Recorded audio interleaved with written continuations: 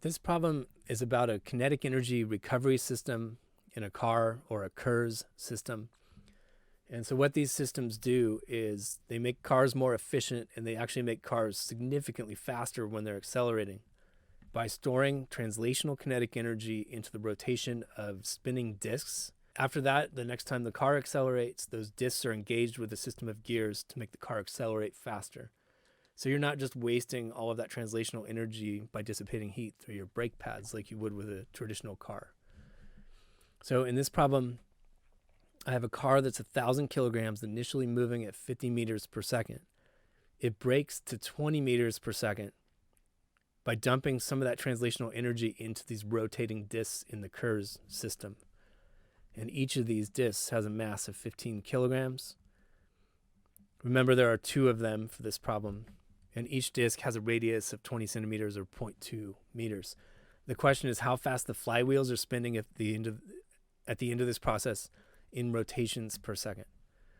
So this is really an energy conservation problem. My translational kinetic energy went down, and it gets dumped into the rotational kinetic energy of the KERS system. So I'm going to write E initial equals E final. And my initial energy was all translational, 1/2 mass of the car, V initial for the car squared. In my final energy, I still have some translational, 1/2 mass of the car, V final for the car squared. Plus I have rotational, and I have 2 rotating disks, so I'm going to put a factor of 2 in here. And each one of those disks has an energy of 1/2 I omega squared. So 1/2 I omega squared is just our formula for rotational kinetic energy. All right, the 2's cancel. And in the next line, I'm going to plug in the moment of inertia formula for a rotating disk, and that's 1/2 mr squared. So I have 1/2 mass of a disk, radius squared, and then there's that omega squared that I'm trying to get.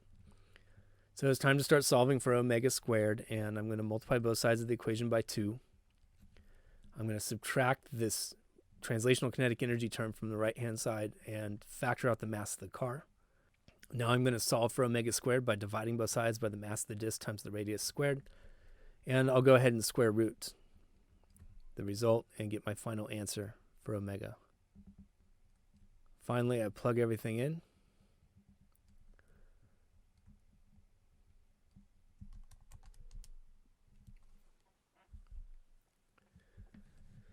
And I get 1,871 radians per second. I'm asked in this problem to state the answer in rotations per second.